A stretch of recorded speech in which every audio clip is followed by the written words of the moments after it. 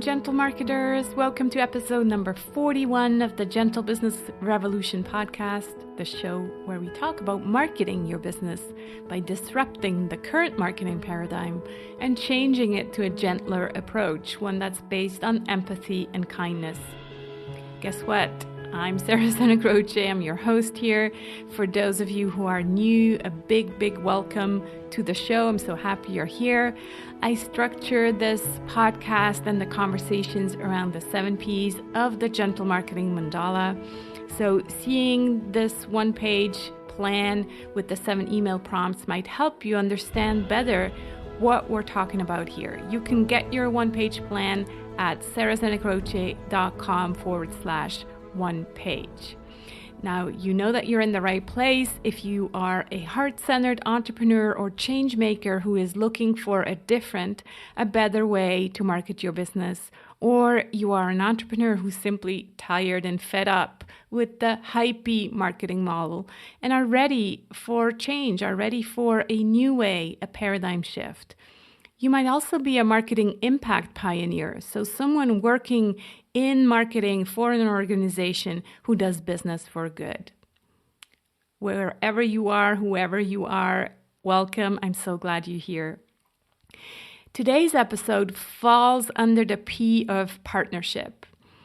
In gentle marketing, we divide partnerships into different groups. There are peers, partners, mentors and coaches, the community, the team members, as well as stakeholders. My guest today suggests adding a 6th partnership, the one with source. You might have heard me say before that entrepreneurship is a constant dance between being and doing. Well, this episode is really about the being. A word to my male listeners. My guest talks about the art of feminine marketing. And I want to be very clear, this episode is not just for women, because I really believe that the world can use more of the feminine energy, and men can access that just as well as women.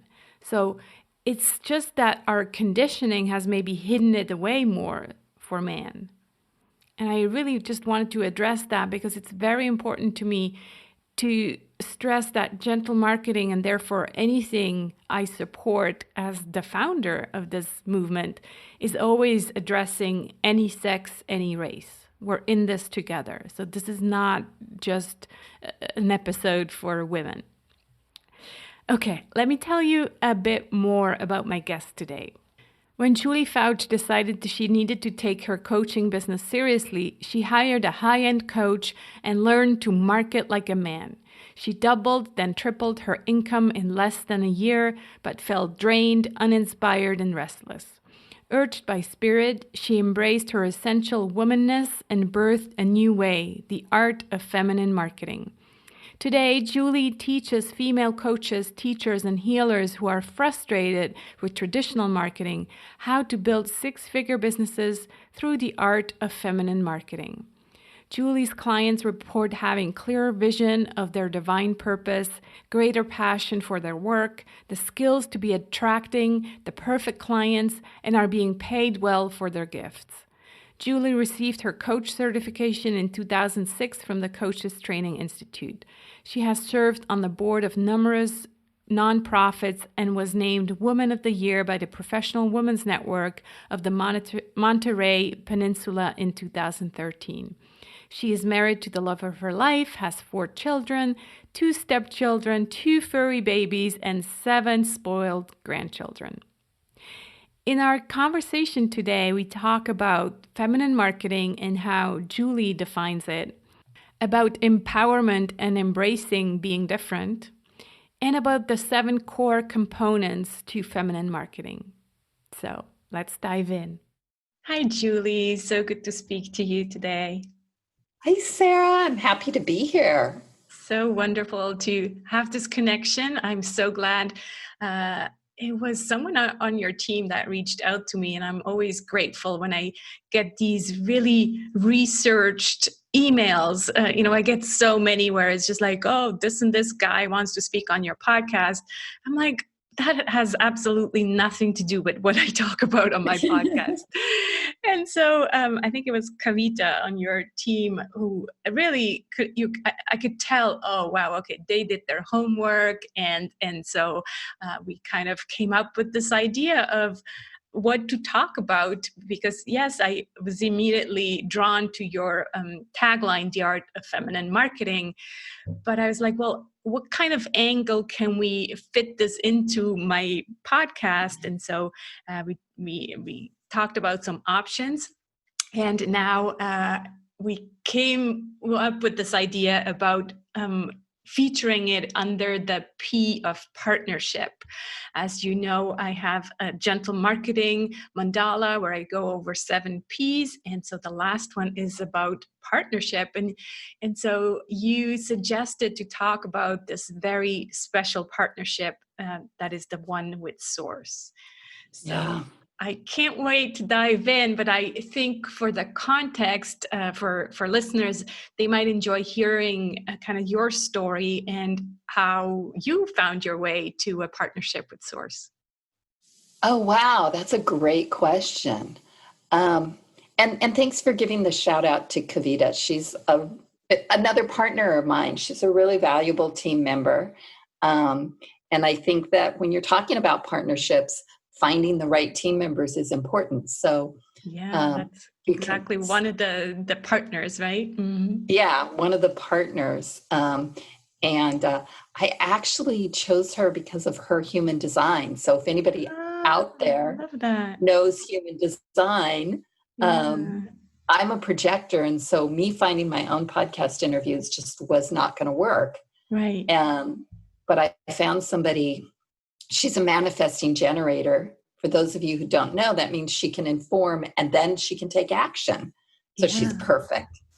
And that is not my background. So that's about how much I know of human design, enough to get me by.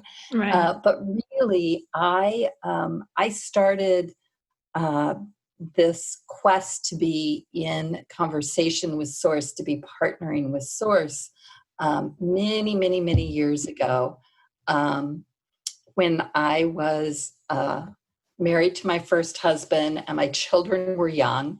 And to put that in context, my children are now approaching 40. So it was many years ago. And I started to journal, and I used a process derived from Carl Jung's work. But I wasn't completely aligned yet. And I was in a marriage that was an abusive relationship. And as I was learning to listen and I was learning to go inward, and I was beginning to realize that this marriage was really, I didn't know how to get out of it. And so I was in meditation one day. I was working with a really powerful psychic, and she had me in a meditation, and I started to talk to my highest self. And I said, can I stay in the marriage? And my highest self said to me, absolutely. You can stay and you will die, or you can leave. And so I decided to leave. And it really was a push out the door. And I left and I was really broken. You know, I had all of the psychological stuff of having a 20-year abusive relationship. And I started to work on myself, and I took a bunch of personal development courses, and I discovered the world of coaching. And I was like, this is what I want to do with my life. I want to empower other women. I don't want another woman to ever have to stay in a relationship because she believed she couldn't afford to leave. Because I was pretty sure if I left that relationship, I would lose my kids, that I couldn't make enough money to support my 4 kids. Right. But what I learned afterwards was that was not true, and that I actually could make money, and I actually could figure things out, like how do you get the oil changed on a car? Those essential small things. Those little things I'd never had to do. Right. And how to be independent, and how to be strong, and how to navigate the world as a single parent. So when I discovered the world of coaching, I found this pathway, this career that I could actually um, empower other women. And I discovered that I really liked working with business women. And I went down this very masculine, very formulaic, here's how you build a business. And I was teaching that, here's how you build a business. And in the background, I'd like get through my work for the day so that I could go journal. Or I'd, put off journaling because I was really busy. And I was starting to lose that connection that I had built over the years. And Source was saying, wake up, listen, this isn't working. This is the wrong way of doing business, right? Mm-hmm. You can't work 12-hour days. This is not good. And of course, like you and I were talking earlier, being a stubborn human, I was like, yeah, but I can't stop, right? I'm going to have my first 6-figure year this year. I can't stop. And I was so close to my first 6-figure year. It was October, and I was like at 98,000 or something like that. And I got rear-ended. And it wasn't the first hit. It was the second time this guy hit my car with his big truck that messed up my back. So I couldn't work anymore. And I would get up, have a client call, and go lay on ice. And so I didn't make the 6 figures that year. And yes, there is something about actually crossing that line that's important. So I got close. I didn't make it. But what happened is I now had a lot of hours that I couldn't work. And in that space, the whisper started to come again. And the Art of Feminine Marketing said, will you birth me into the world? Will you bring me back into your coaching? Will you bring me into your work? And it was really scary because I thought that I would ruin my business. And I remember the first time I sent an email saying, hey, I read tarot cards as part of my coaching. And that sometimes, my clients don't even know it. And I'm pulling out a card so I know what question to ask them. And I thought I had just ruined my business. I thought everybody was going to leave. I'd never get another client because I coached business women. But what happened is that the business women who also were feeling this call towards bringing all of them into their business, bringing their spirituality into their business, bringing their gentleness into their business, as well as their kick-ass boss into their business. Sorry, I just cussed on your podcast. Okay. I'll try not to do that again. Those women just started coming out, and they were like, yes, this is the message we want to hear. So since then, the whole thing, and like the feminine, it reveals itself over time, right? We're constantly in the feminine, we're constantly going deeper and sinking in more because that's the nature of the feminine. And so more is constantly being revealed. And the more that I've sunk into it, the more fun I've had in my business, the more money I've made, the more transformation my clients achieve. And it's just easier because before I was hiding this part of myself. And now it's just like, oh yeah, it's out there for everyone to see. Everything has become easier. I love that. Yeah. And there's so many parallels and similarities I see between our two stories. And, there's also a lot of things that are different, but this idea of hiding a certain part of yourself because you think that doesn't belong into the business world, that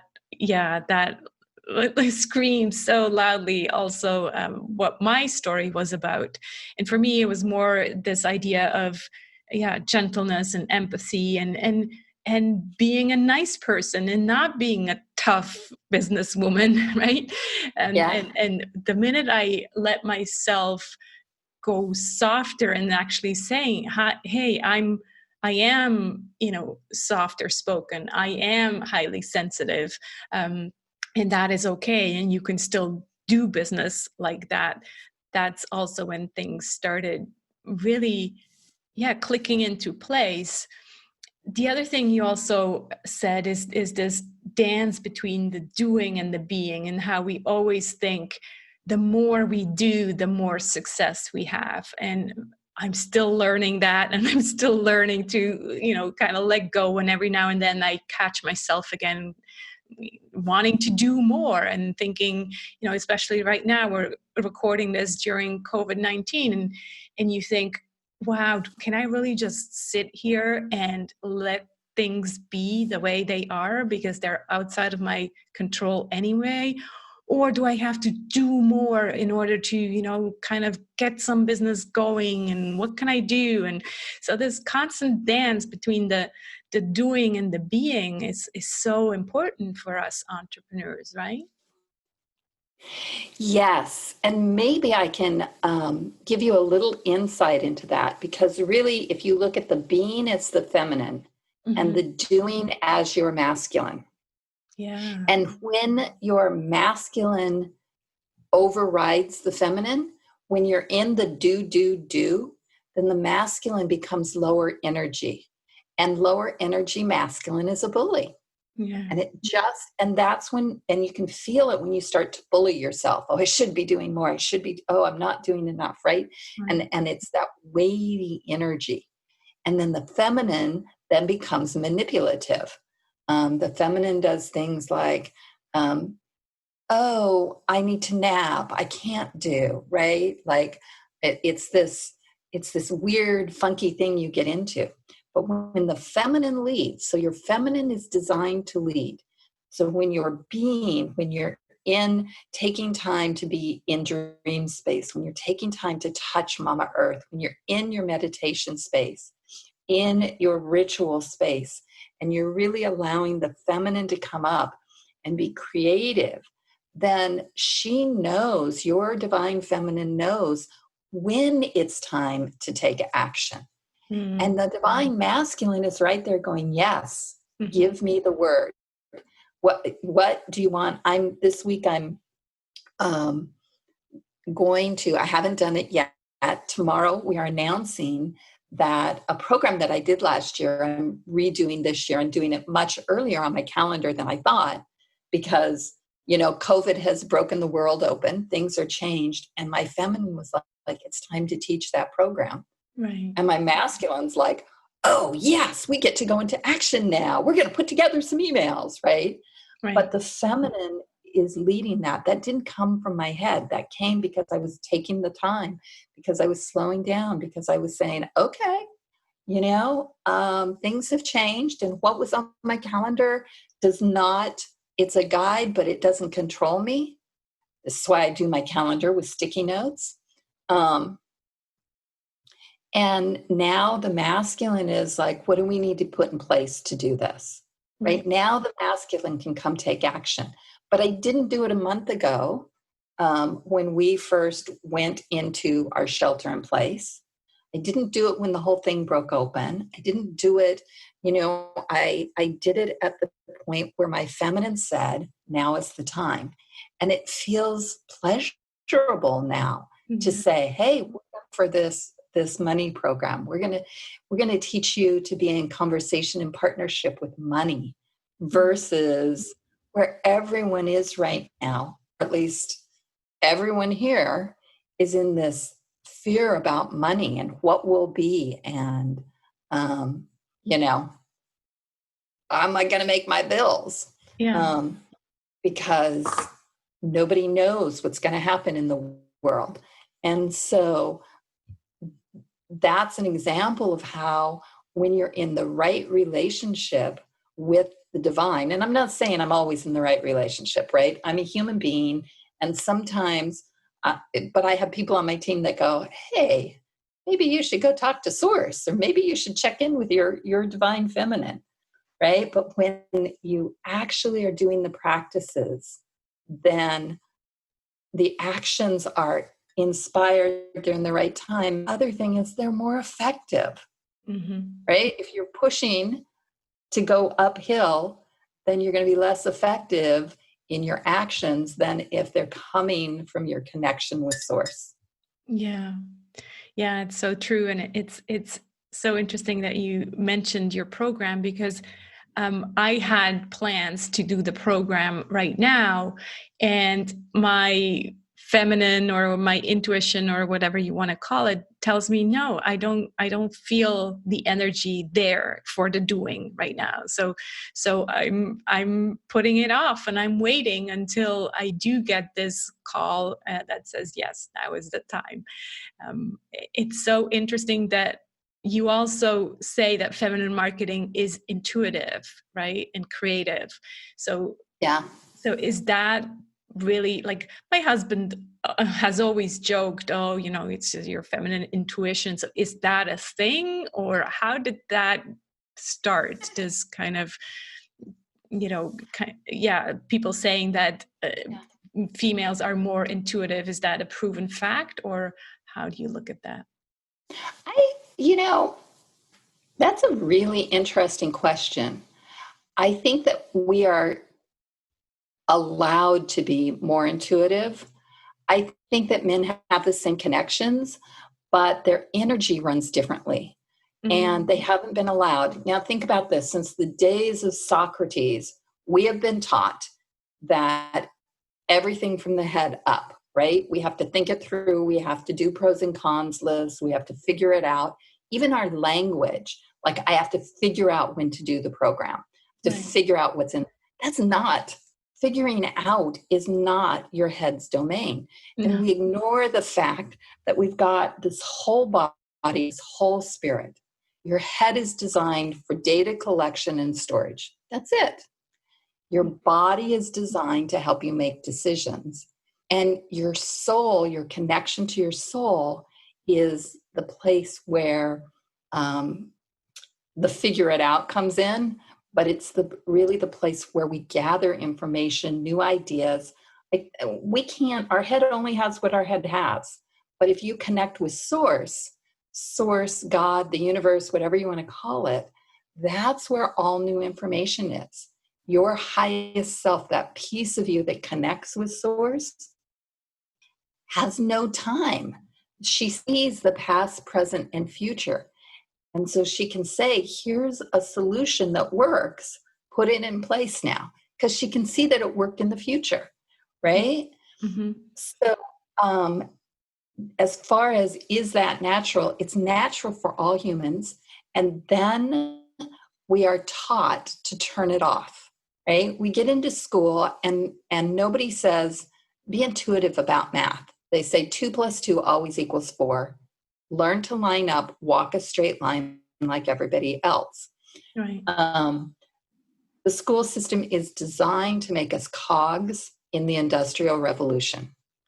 And so we're taught to forget that we have a connection to source and that we have a connection to the unseen that can guide us. And then for men, that's particularly strong because then they have to act like a man. Right. And so I think for women, it's a little easier to lean into it and to come back to it. And then it's just practice of learning to listen. I've been listening for almost 40 years now because that's how long I've been journaling. And my connection and my ability to walk both the spirit and the physical world at the same time has gotten really strong because I've been practicing it for a long, long time. Right. Yeah, I think you're so right that it is given to all of us. And so when you say the art of feminine marketing, you happen to work more with women, but in a way, feminine marketing does not exclude man. Is that Exactly? Okay. Exactly. It's a let's lead from the feminine energy, but we all have feminine and masculine in us. Right. We It's all like the have to yin and the be yang. Mm-hmm. Yeah. Yeah. But we lead from the feminine. And Right. that is something that is not done traditionally in business. Traditionally in business, the feminine is shoved in a corner and we derive from the masculine. Yeah. And that's really not good for women. No, yeah, it feels that we're always pushing against our own nature in a way. Yeah.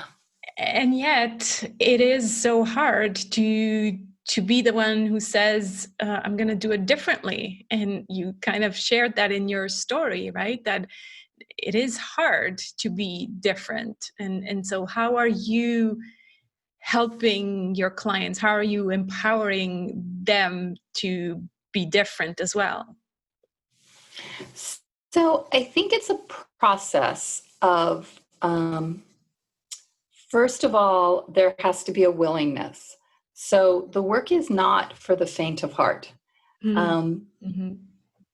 there's a willingness to it, and there's a recognition that there are parts of it that are not going to be easy.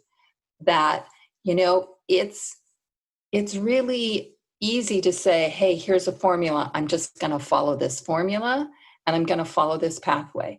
But my clients are women who they really want more. Their soul is calling them.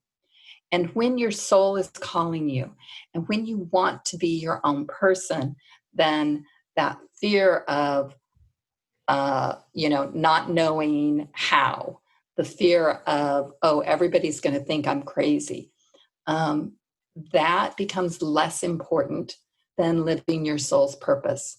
So the first thing that I do with my clients is I really take them and I connect them to that. Then we look for those parts of ourselves. So throughout your life, you've had wounding experiences.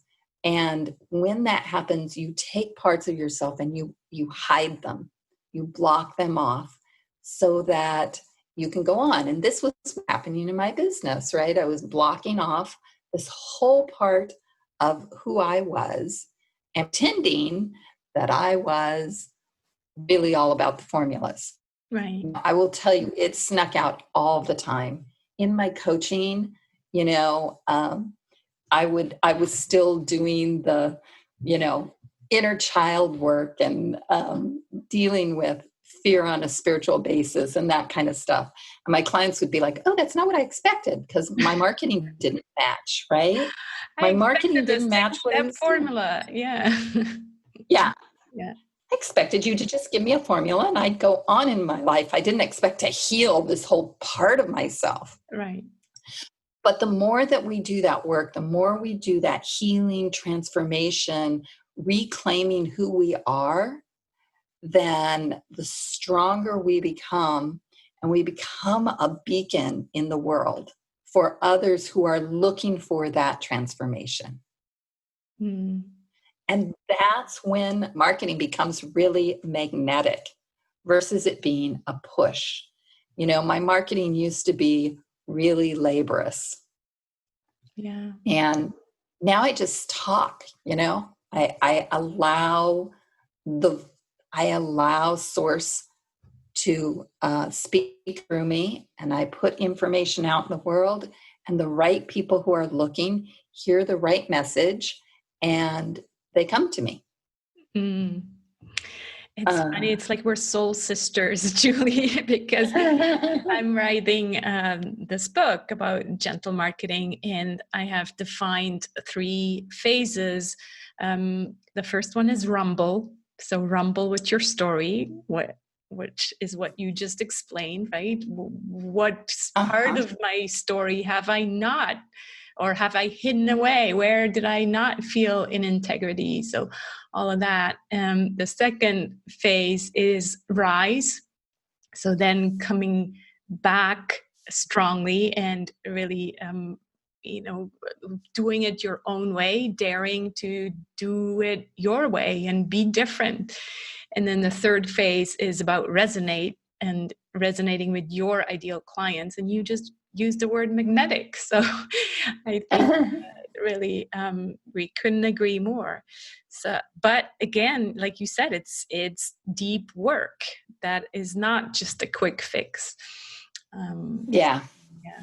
It's wonderful. And I think a lot of people, they think they're going to hire a business coach, and it's just going to be like all about how to build a program and how to do funnels. And there are people who do that, but really my work is about how do you be the person who can hold, and I can tell you how to build a funnel and I can tell you all that stuff. Because remember in the beginning, that's what it did was formulas. Right. But now the work is really about how do you be the person who can hold the business you want to create.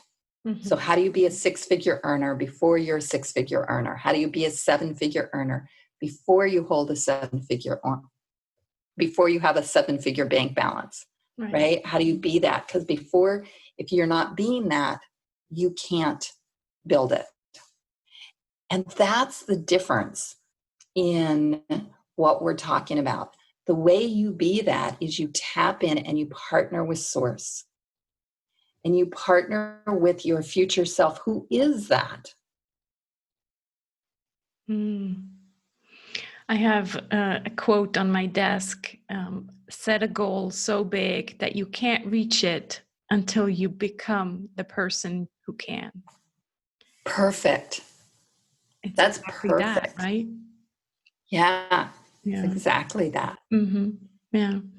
And so still, you said the source, which has many names, but the way you just said it is, in a way, the source is your higher self almost, because you are becoming that higher self.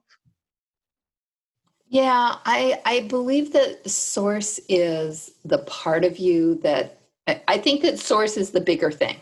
Source is that's bigger than us. It is the creative material of all that is.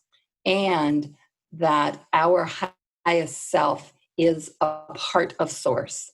And so she can really, she's the part of us that creates, that manifests, that directs new ideas and innovations in the world. She is the part of us that sees the bigger picture, because we're down here in a human body. And we have this limited view. We believe in time. We believe in space, right? Because we have to exist on the physical plane. Right. She sees beyond that into the great possibility of all that can be. And in that, she can say, here's the highest and best path for you. And the great thing about your highest self is that she can also, she says, you get to choose for this life in this human body. My highest self said to me, you can stay married, no problem. You'll die, but you can stay married, right? She wasn't like, oh my gosh, get out now. She was like, it's your choice. You can stay and die, or you can leave and you can live, and I'll guide you into this new life that's the highest and best for your soul's work on the planet this time around. And that's the way the highest self, that's how you know when you're really attached to your highest self rather than, a part of you. Sometimes people will go into a meditation and all of a sudden this part will come up that's like really bitchy or really, really down on them. And I'll say, that's not your highest self, right? Or a really fearful part. That's a protector part. That is not your highest self. And it's important. All parts are important. But your highest self is that part of you that really will lead you into the highest and best next step of your life and the highest and best vision of who you can be. I love that. You talked about Me practices too. a couple of times because, again, you mentioned 40 years of practicing and still sometimes going to your small self or going into the doing mode. So let's just say it does take practice. So you mentioned journaling. What are some other practices that you work on with your clients that you could share here? That's a great question. So the first is that I tell people is really about your vibration, daily vibration. What are you bringing into your day. And I start every day with hot tea with lemon in it, lots of lemon in it, to help my body get in the right space. Drink lots of water. Every day, high vibe music, dance. I use a conference line, and the wait music is this really high vibe music. So if I'm waiting for a client, I'll dial in a couple minutes early so I can dance to the music waiting for them. So those are like really basic. I drop in and out of meditation throughout the day, again, because I'm practiced at it. I have a meditation right now that I'm using a lot, where I have a healing chamber in my meditation. So I'm doing a lot of that. I'm also doing a big, there's a whole bunch of women in the world who are doing work right now to help mitigate the fear that's happening in the world. And I have my own way of doing that. So I'm doing that meditation. So that. And then when I am working on my business, so I'll sit down and say I have something coming. I did a live event in February. And so I would actually sit down and I would say, okay, let me go into conversation with my highest self. Let me go into conversation with the energy of my business. What is it you want me to do today to work towards this? Or if it's a day when I'm going to write copy or I'm going to write my blog, I'll say, what is it, Source, what do they need today? What's the message you want me to put out? Right? And so I'm constantly turning to Source to guide my day, to guide my work. And that's a big practice. So I don't sit down anymore. I did before. When I was all about formulas, I would have 12 weeks worth of blog post topics written out. And I think I needed that to get in the habit.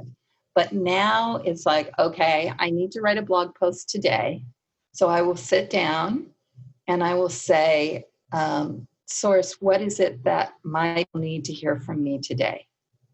What is it that will provide them their transformation? And even if I'm writing a sales post, I still want to have that piece of something that either educates or inspires or has meaning to it. And so that comes from Source. That doesn't come from my head or my knowledge. That comes from Source. So I always ask that. So that's another practice that I have. That's wonderful. And at the same time, I think it comes with the practice. So if someone is not used to working or partnering with Source and literally just says, okay, I'm going to change everything today, what would be some small steps? Because if they just drop everything and say, okay, I'm just going to wait to be inspired by Source, wouldn't there be a risk that they're not open to the message because they haven't done the deep inner work? Yeah, and I think that we remember that the feminine takes her time. So you can't just drop everything. Right. Evolution takes time. Right. And so I did not, even with the art of feminine marketing, it took several months for the pieces to drop in. And today, years later, 4 or 5 years later, I'm evolving again. I don't know what my business will look like in a year because things are evolving, and especially with the world changing right now. So there's an evolution happening. And I'm patient with that, right? You be patient with it. So the first step that I would tell people is just start taking time in the morning, set this time aside, and say, I'm going to take 15 minutes and I'm just going to start making friends with my highest self, right? And go into a meditation. I take people through a meditation. I'll give it to you. I'll have Kavita send it to you so people can have this meditation. Wonderful. Yeah. We'll put it in the show notes. Yeah. And it's free, and I don't make people opt into it. I don't think we make people opt into it. But anyway, it's a free meditation where you go and meet your highest self and just start building a friendship with her. And that's the first step. You don't have to go and get answers and get it all nailed down, because that's masculine. It's very relational. The feminine is very collaborative. It's very much about partnership. And so you treat this relationship as you're getting to know your highest self the way you would if you were getting to know a new friend, right? Or, even a new pet. You take time and you get to know each other. And then she becomes a partner. But at first, it's learning to listen. Am I actually hearing you? Am I hearing that voice? It's not, don't drop everything overnight. You begin to make little changes over time. And then you might try, okay, today is my blog post. Maybe today I'll ask highest self, what is it that I should write today? And if there's not an answer, it's okay, right? Be patient and you let it reveal. And every day you take your 10 minutes or your 15 minutes and you sit down and you go through the meditation and you listen and you connect. And some days it'll work. And some days you're just going to, your mind is going to be racing and you won't be able to drop in at all. Mm-hmm. That's okay. Right. Because again, it's a practice. It's not a perfect.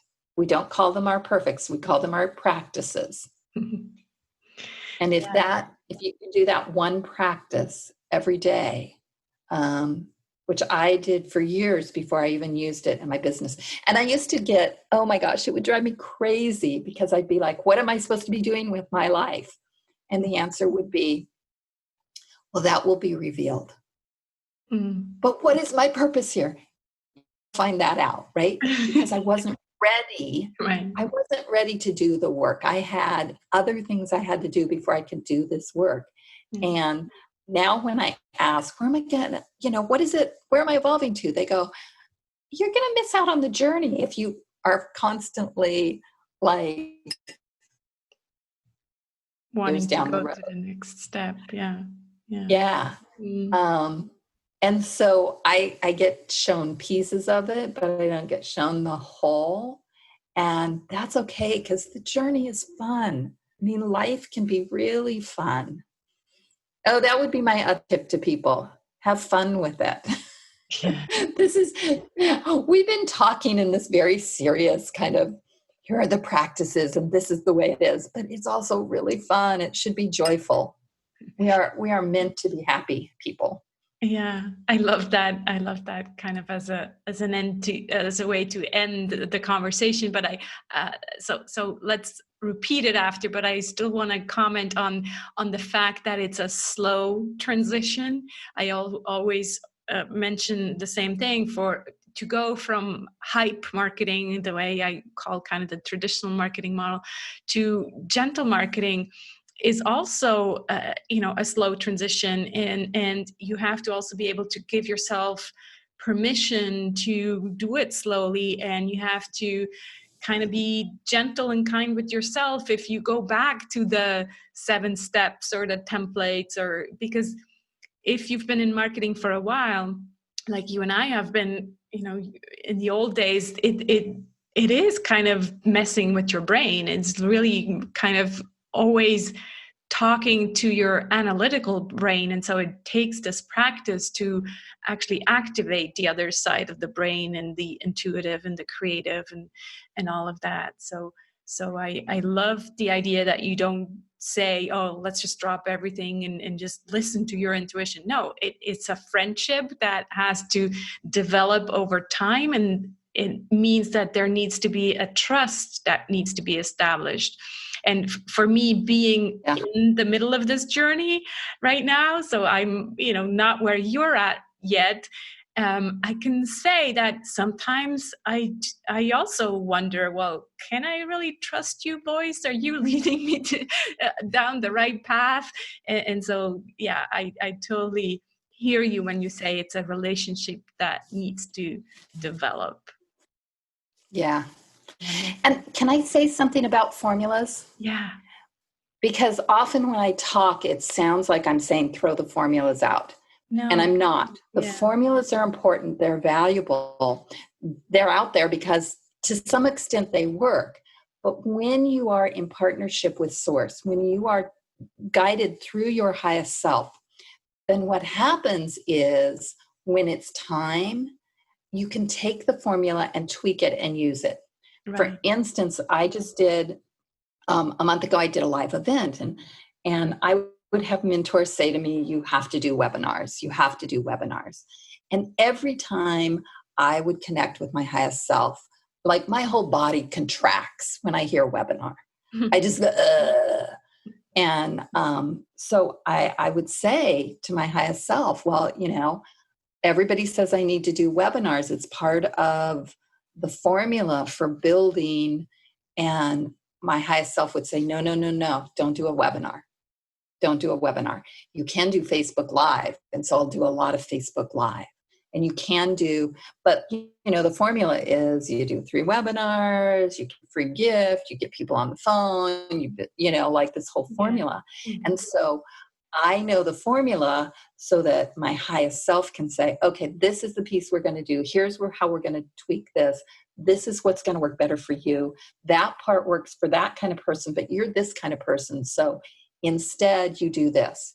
And Right. So I build my own formulas based on what's out there that works. If I didn't know how to build a funnel, then I wouldn't be able to build my own unique kind of funnel. Right. So that's the second part. We're not going to go out all of this collective knowledge.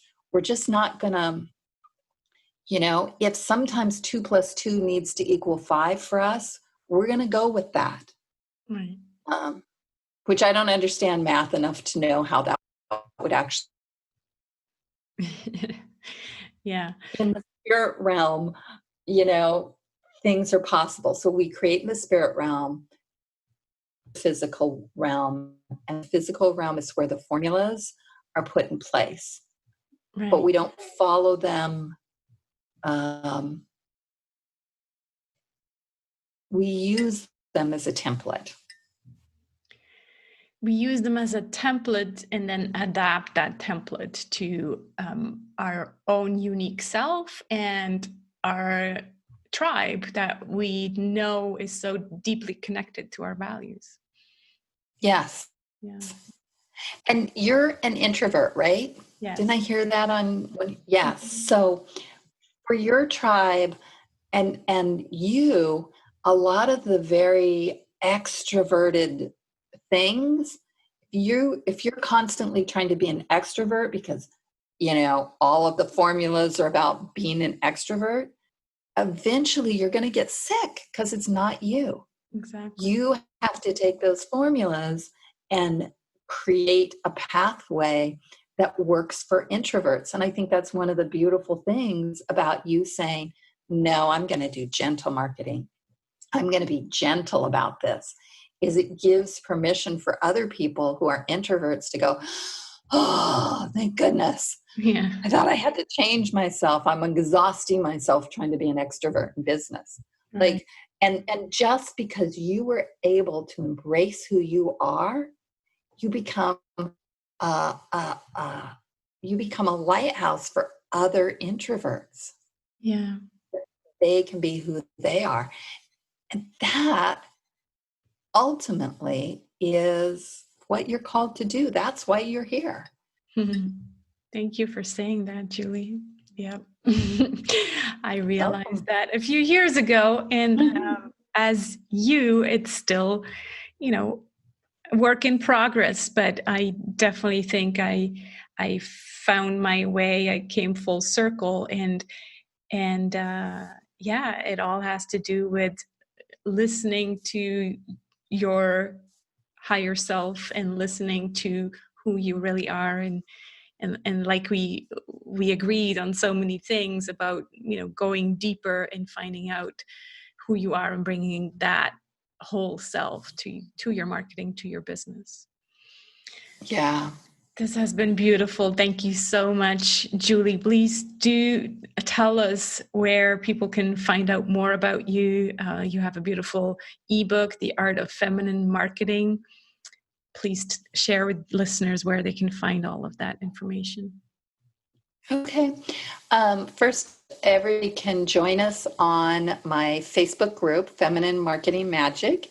We do tons of really fun stuff there. We do challenges. We're starting to do what we call Fridays with Friends interviews, where I'm just interviewing members of the group so everybody gets to know them. And we do tons of really fun stuff there in the group. So join us there. That's free. You can find me on my website, which is juliefoucht.com. Foucht has a T, so I'm sure that'll be in the show notes. Yes. And you can download the free gift there on the front page of the website. Wonderful. And we have an Instagram that's beautiful and fabulous, but I don't know. I actually don't know what the Instagram handle is. But I'm sure it's on your website as well, right? It's on my website, yeah. Yeah. I always ask the last question about gratefulness, and I want to know what you're grateful for today or this week, Julie.